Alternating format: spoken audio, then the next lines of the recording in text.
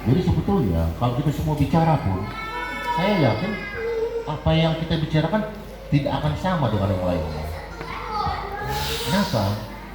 Karena ini banyak segi yang bisa kita bicarakan. Banyak sekali segi yang bisa kita bicarakan. Baik, saya mulai dengan bagaimana hubungan orang Samaria dengan Yahudi. Sebagaimana kita ketahui, bangsa Samaria ini bermukim di sebelah utara dari Israel, daerah Yudea. Sebelah utara, paling utara dari wilayah Israel. Dan sekitar tahun 700-an, ini bangsa Samaria ini tempatnya diserang oleh bangsa Asyur. Kalah bangsa Samaria, dikuasai oleh bangsa Asyur, dan itu tadi politiknya bangsa Asyur itu untuk meredakan pemberontakan, maka sebagian besar dari bangsa Samaria yang tinggal di tempatnya itu dipindahkan ke tempat lain, ke negara lain, ke wilayah lain. Kemudian bangsa-bangsa lain dimasukkan pula ke Samaria untuk memperlemah adanya pemberontakan.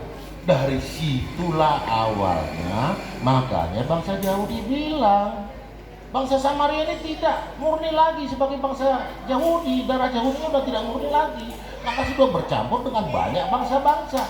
Betul, nah, sudah berasimilasi, sudah bercampur, sudah kawin-mawin dengan bangsa lain, makanya sudah tidak murni lagi keyahudiannya. Itu satu. Kemudian ketika bangsa Israel pulang dari pembuangan, mungkin pembuangan Babilonia mungkin ini, ya, itu mereka mengadakan rapat dan berupaya untuk mengidentifikasi semua bangsa Yahudi yang pulang itu. Apa yang diidentifikasinya? Tujuannya apa?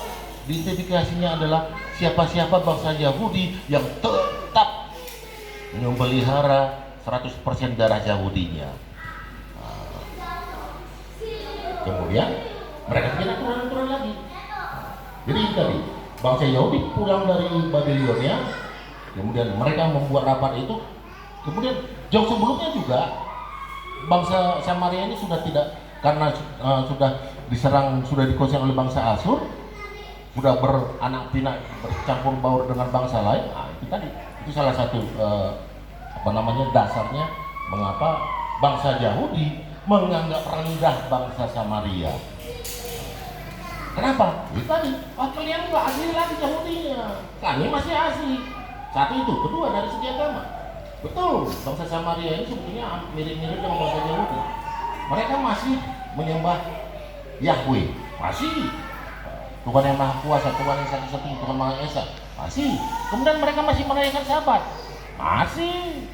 Kemudian mereka masih merayakan apa lagi? Pokoknya masih ada, ya. Tapi ada beberapa hal yang berbeda. Contoh, kitabnya. Bangsa Samaria ini hanya mengaku satu kitab Taurat Musa. Tapi dari kitab Taurat Musa itu disatunya lagi, dibikinnya menjadi kitab Taurat Samaria. Nah, itu udah berubah. Nah, itu juga satu membuat bangsa Yahudi, enggak, agama kalian beda. Kalian sudah nggak mau Yahudi, agama kalian berbeda. Makanya kalian adalah kelompok manusia kelas 2 atau kelas 3 atau kelas 4 di mana bangsa Yahudi. Itu sedikit latar belakangnya. Oke, kemudian kita lihat ada 3 oknum di sini, ya. Yang hadir di dalam cerita ini ada 2 oknum, yaitu perempuan Samaria dan Tuhan Yesus. Tapi ada oknum ketiga lagi, sekalipun tidak hadir tapi disebutkan, yaitu bangsa Yahudi. Mari kita coba dari perempuan Samaria. Mari kita teliti perempuan Samaria. Betul, tadi sudah ada yang mengatakan, kalau nggak salah satu jengok dan beberapa orang, bahwa perempuan Samaria ini orangnya jujur, tulus, betul. Nah, dari segi itu betul banget, jujur, tulus, merasa malu dengan kondisi hidupnya. Pertama, dia sebagai orang bangsa Samaria yang tidak disukai oleh bangsa Yahudi.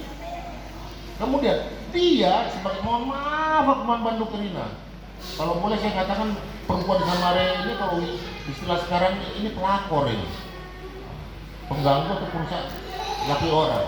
Udah 5 laki-laki bukan suaminya. Suami orang yang 5 ini kan. Jadi satu, dia menghindari bertemu dengan bangsa Yahudi karena memang bangsa Yahudi menganggap bangsa Samaria ini rendah. Kedua, dia malu dengan kondisi hidupnya yang sebagai pelakor ini, makanya dia datang pada tengah hari. Tengah hari itu ketika orang-orang pada sepi. Malu dia, sangat malu, dan menghindar dari orang lain. Bagaimana yang kita sekarang ini, dunia sekarang ini? Saya baru semalam baca itu, ada seorang perempuan dibilang cantik, ya biasa-biasa aja, cuma putih aja ya.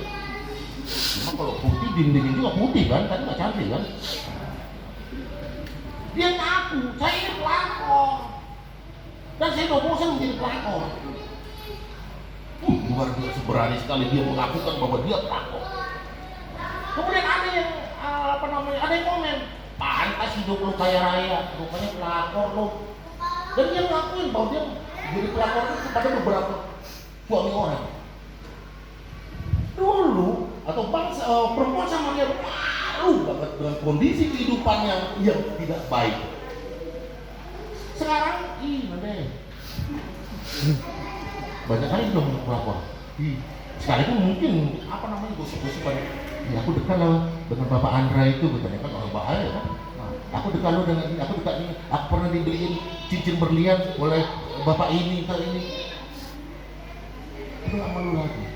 Kondisi dulu dengan kondisi sekarang sudah sangat jauh berbeda. Kemudian, oknum kedua, figur kedua, Yesus.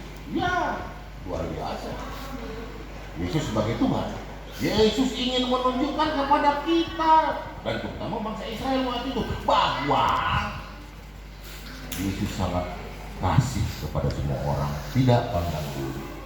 Bangsa Samaria yang dianggap rendah oleh bangsa Yahudi, dia juga kasih. Perempuan Samaria yang juga adalah pendosa besar, dia sangat kasih. Ini yang menunjukkan kepada bangsa Yahudi maupun kita. Dan puji Tuhan, ada budaya orang Yahudi yang tidak mau menegur perempuan Samaria lagi. Mungkin sekarang udah berubah ya, ya. Udah mulai berubah ya. Bangsa Yahudi sudah mulai sejak saat Yesus melakukan itu sudah mau bertegur sapa mungkin ya. Mau bertegur sapa dengan bangsa Samaria. Dari segi adat tidak ada perubahan. Tapi dari segi pandangan, tidak tahu pasti. Ada contoh mungkin agak-agak mirip ya. Kalau di India sana kita tahu, bukan di India, di Medan lah kita bilang ada orang India yang pakai sorban itu orang Bengali dan orang India yang orang Keling. Di mana orang India yang pakai sorban itu orang Keling itu adalah rendah. Dari India sama-sama dari India. Mungkin mirip-mirip seperti itulah anggapan bangsa Yahudi kepada bangsa Samaria. Jadi tadi Tuhan Yesus ingin menunjukkan bahwa dia penuh kasih kepada semua orang, tidak peduli berapa besar dosamu.